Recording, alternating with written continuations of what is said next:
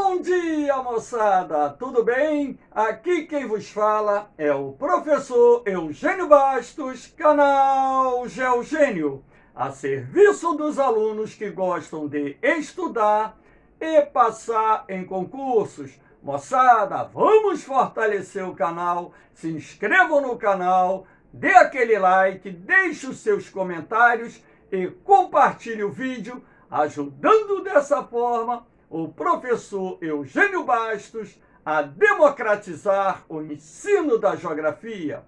Moçada, no nosso encontro de hoje, analisaremos a segunda parte da prova de geografia da SpaceX realizada em 2019.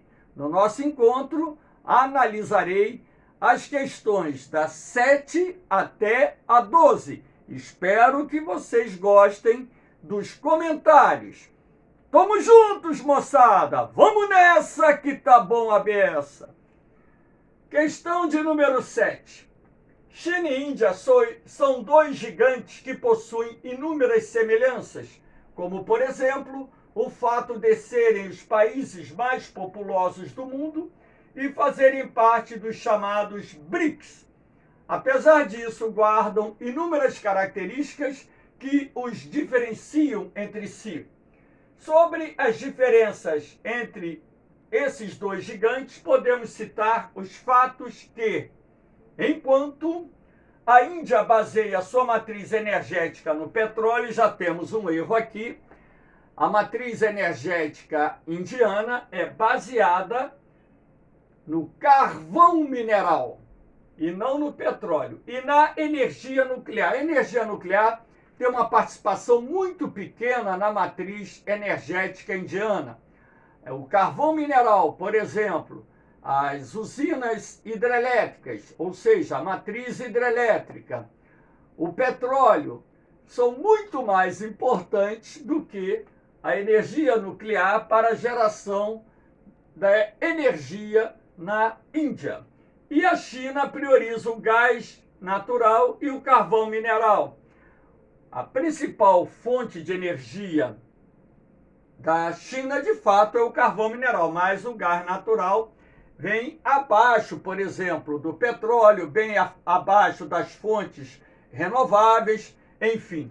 O gás natural não tem uma participação tão grande na matriz energética chinesa. É um outro erro da afirmativa. 2. A China implantou um rígido programa de controle de natalidade. Implantou, que era a política de filho único, que já não é mais adotada, mas para a época, como está, implantou, e para a época em que essa questão foi debatida, a afirmativa está correta. A Índia não tem demonstrado a mesma preocupação ao longo das últimas décadas. Correto. Então, a afirmativa 2 está certa. A China dispõe de uma maior diversidade cultural. A Índia possui uma cultura milenar, o que lhe garante maior homogeneidade étnica e linguística.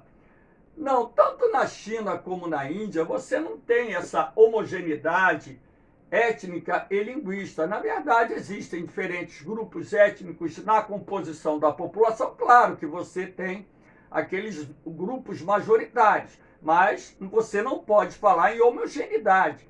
Na verdade, são dezenas, inclusive, de dialetos que são falados.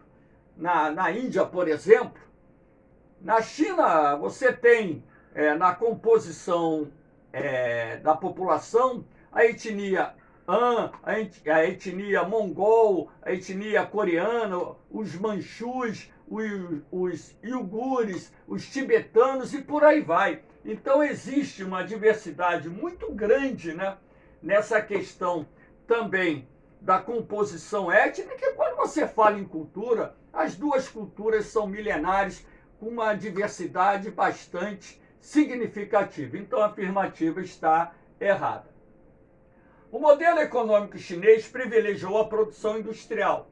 A Índia está se convertendo numa economia de serviços, correto, a qual se destacam setores como tecnologia da informação e biotecnologia. super correto. São os dois setores que mais se destacam na economia indiana. Então, sendo assim, a resposta correta, a letra D de dado. Afirmativas 2 e 4 verdadeiras.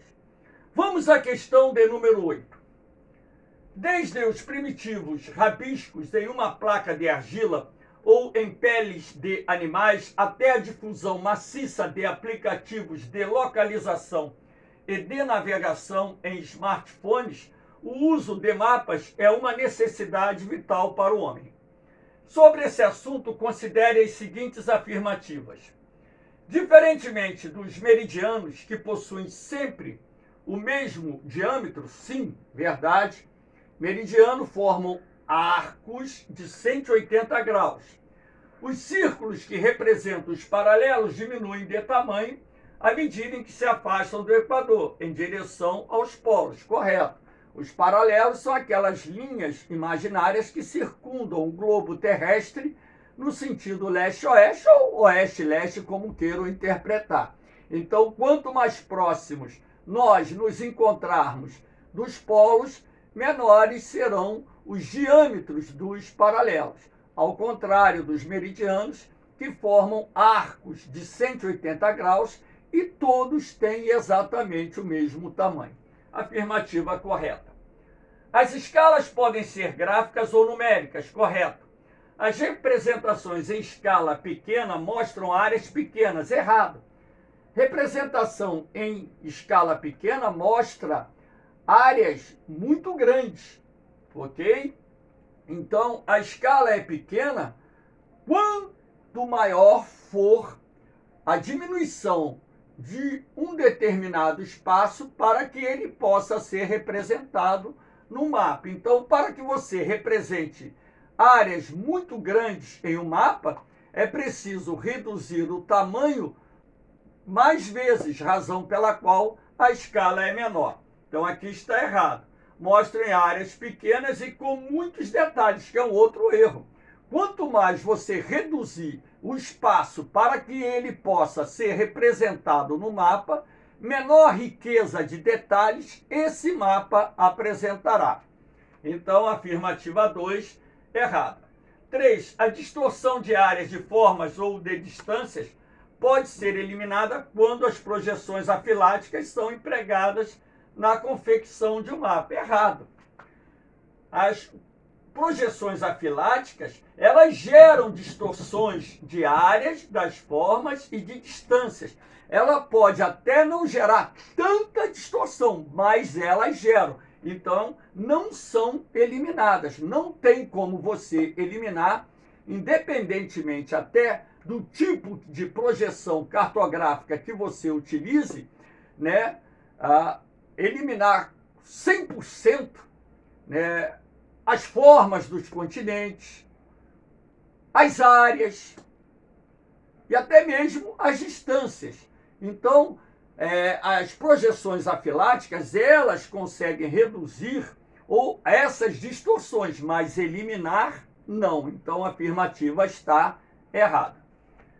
4. A anamorfose é uma forma de representação cartográfica utilizada em mapas temáticos, na qual as áreas dos países, estados ou regiões são mostradas proporcionalmente à importância de sua participação no fenômeno representado. Verdade. Então, esse tipo de mapa que utiliza a anamorfose pode ser empregado para identificar os maiores produtores de petróleo, os países de maior população absoluta, os países de maior PIB internacional, os países de maior expectativa de vida e por aí vai. Qualquer tema, ele pode ser utilizado na confecção de um mapa que adote esse procedimento. Então, a afirmativa está correta. Sendo assim, afirmativa C, 1 e 4, correta. Opção, perdão, C, 1 e 4, correta. Vamos à questão de número 9. É inequívoca a influência do clima sobre as mais variadas atividades humanas, na diferenciação da paisagem e na biogeografia. Analise as afirmativas abaixo. A célula tropical, também chamada de Hadley, é responsável pela transferência de calor e umidade entre as latitudes equatoriais e subtropicais. Nela podem se identificar os ventos alísios e os contralísios. Afirmativa correta. A cédula de Hadley é aquela que demonstra a circulação atmosférica, né, em que os ventos alísios de sudeste no hemisfério sul e de nordeste no hemisfério norte sopram em direção à zona equatorial. Lembrando que os ventos alísios são ventos planetários ou constantes que sopram sempre na mesma direção, e no sentido oposto você tem os ventos contralísios. Então, afirmativa correta. 2. O El Niño é uma anomalia com desdobramentos globais. Na costa ocidental da América do Sul, o fenômeno provoca a elevação da temperatura da água do mar e, consequentemente, um aumento da atividade pesqueira no litoral peruano. O erro está aqui. O aumento da atividade pesqueira. Ora, se as águas do Oceano Pacífico, na costa da América do Sul, têm suas temperaturas em ascensão, o que acontece? A água gelada da corrente de Humboldt, por ser mais densa, ela vai para o fundo. Ela pode ir para 100, 200 metros de profundidade, mais ou menos dentro desse padrão. As águas geladas, elas são ricas em oxigênio e plâncton. Sendo assim, na medida em que essas águas geladas elas vão desaparecendo do litoral, pelo menos na superfície do litoral da América do Sul, da costa do Pacífico, você vai ter uma redução da viscosidade e da concentração de oxigênio na água do mar. E dessa forma, muitas espécies de peixes se afastam dessas áreas, prejudicando assim a atividade pesqueira. Toda vez que o El Niño se manifesta, a indústria pesqueira do Peru, Equador, Chile, registra uma queda acentuada da sua atividade. Resposta, portanto, errada. 2. No sul e sudeste da Ásia, a agricultura tradicional é muito influenciada pelo regime das monções, correto? Cujo mecanismo básico de alternância de centros de pressão é semelhante ao que regula as brisas marinhas e terrestres, ressalvadas a duração e as respectivas escalas de abrangência, correto? O sul e o sudeste do continente asiático está exposto ao mecanismo das monções. Na época do verão, os ventos sopram dos oceanos Pacífico e Índico em direção às porções sul, sudeste e oriental do continente asiático, trazendo nuvens de chuva das águas mornas dos oceanos Índico e Pacífico. É o período das chuvas. No inverno, esses ventos mudam de direção, passam a soprar do continente asiático em direção aos oceanos Índico e Pacífico. Como são ventos continentais secos, você tem no período do inverno a época do ano em que o índice pluviométrico vai cair substancialmente. Agora, o que determina a mudança na direção dos ventos ao longo das estações do ano, logicamente, que é a diferença de pressão ou da pressão atmosférica entre o oceano e o continente e vice-versa, entre o continente e o oceano. Então, a afirmativa está correta. 4. O clima mediterrâneo típico do sul da Europa, das extremidades norte e sul da África, de parte do litoral chileno e californiano e da porção meridional da Austrália, apresenta duas estações bem distintas, o verão quente e chuvoso e o inverno frio e seco. O inverso, aqui o finalzinho está errado. O clima mediterrâneo, ele apresenta um inverno relativamente frio e chuvoso e um verão quente e seco. Por que o verão é quente e seco? Porque as áreas do planeta expostas ao clima mediterrâneo normalmente estão próximas a um deserto. Então, nos meses de verão, os ventos que sopram para essas áreas são ventos quentes e secos procedentes de desertos localizados nas suas proximidades. Ao contrário do que acontece no inverno, quando então ventos oceânicos ou marítimos levam a umidade para essas áreas, determinando assim o período mais chuvoso do ano. Então, a afirmativa está errada. Resposta letra B. Apenas as afirmativas 1 e 3 estão corretas. Vamos à questão de número 10. O deslocamento de pessoas entre países, regiões, cidades e etc. é um fenômeno antigo, amplo e complexo, pois envolve as mais variadas classes sociais, culturas e religiões. Sobre os fluxos migratórios contemporâneos, considere as seguintes afirmações. Em termos quantitativos, a maior parte dos deslocamentos humanos se refere à saída de imigrantes dos países pobres e emergentes em direção aos países desenvolvidos. Ora, essa afirmativa está errada.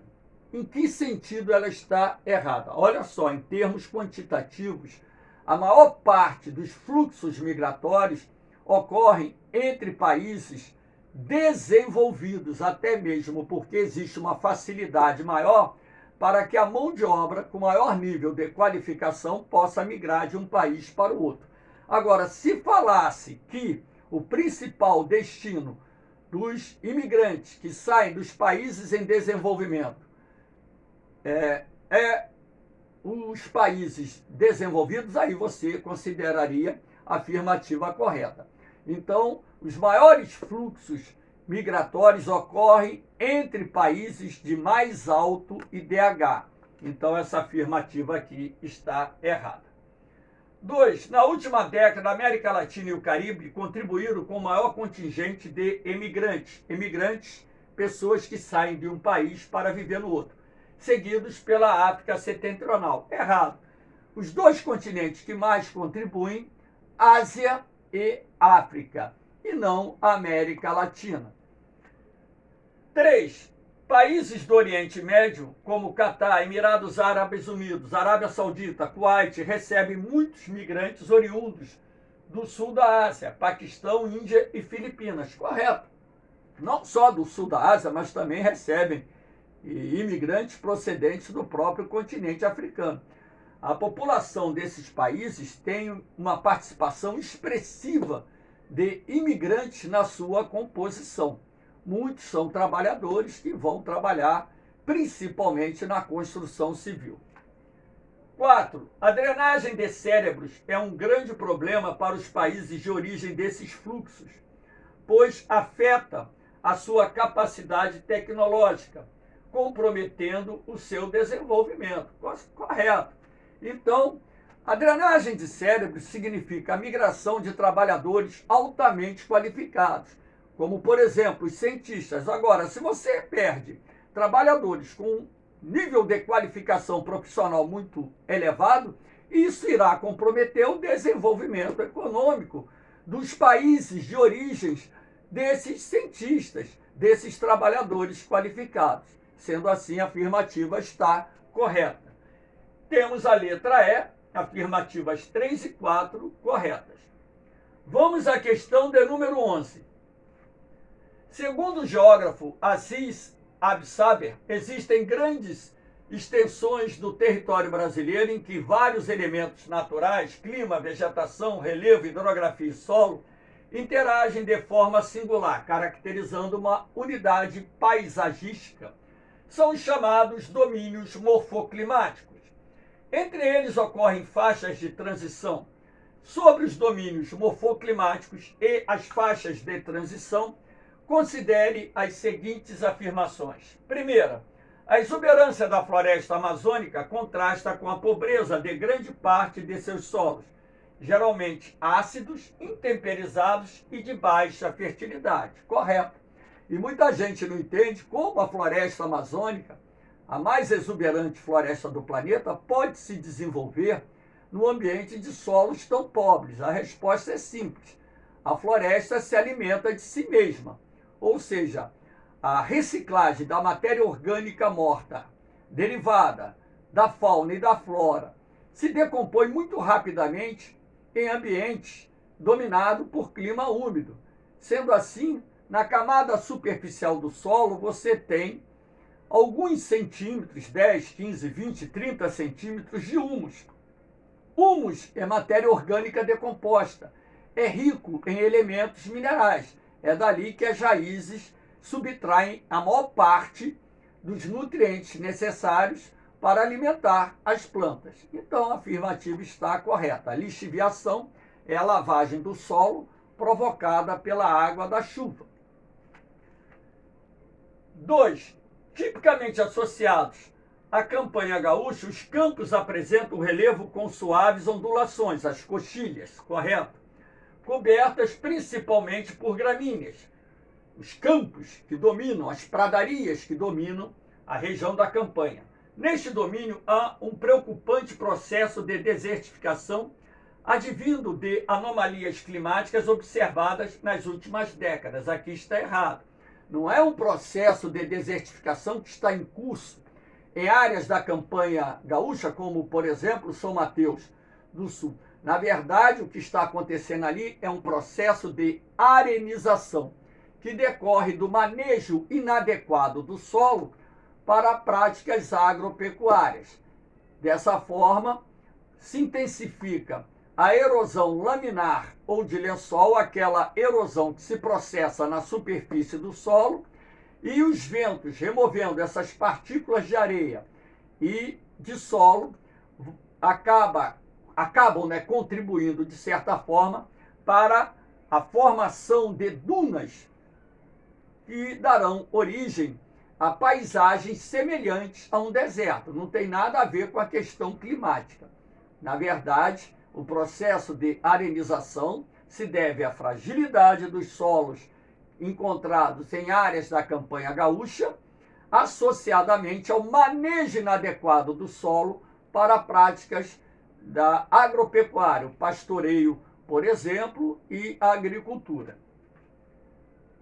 O cerrado, adaptado à alternância do clima tropical, ocupa mais de 3 milhões de quilômetros quadrados. O cerrado tem 22% do território brasileiro, não chega nem a 2 milhões de quilômetros quadrados, já tem um erro aqui. E apresenta solos pobres. É uma formação tipicamente latifoliada, errado. Formação vegetal latifoliada é encontrada em florestas tropicais, como a floresta amazônica e a Mata Atlântica, que, dentre outras características, perde as folhas durante o período de seca. Algumas árvores do cerrado, de fato, no inverno, ficam parcialmente ou totalmente desfolhadas. Aqui, então, afirmativa errada. A Mata dos Cocais é uma faixa de transição situada entre os domínios da floresta amazônica, do Cerrado e da Caatinga, correto. Predominam as palmeiras, com destaque para o babaçu, a carnaúba e o buriti, correto. A Mata dos Cocais é uma vegetação de transição localizada no meio norte, principalmente ocupando áreas do Maranhão e Piauí. Todavia, espécies dessa mata também são encontradas no norte do Tocantins, na parte oriental do Pará, áreas do Ceará e áreas do Rio Grande do Norte. Sendo assim, resposta correta, a letra C, afirmativas 1 e 4, verdadeiras. Vamos à última questão. O mundo moderno é um voraz consumidor de energia. Atender a essa demanda, pressionada cada vez mais pelas economias emergentes, bem como observar as exigências de um mercado balizado pelo paradigma da eficiência, são desafios incontornáveis. Sobre as características e a participação das diversas fontes de energia, considere as seguintes afirmativas. Primeira, o drástico aumento do preço do petróleo causado pelas crises internacionais de 1973, 1979/1980 teve um duplo efeito. Viabilizou sua extração em locais de difícil acesso, Sibéria, Alasca e plataformas continentais, e estimulou a pesquisa de fontes alternativas. Afirmativa verdadeira.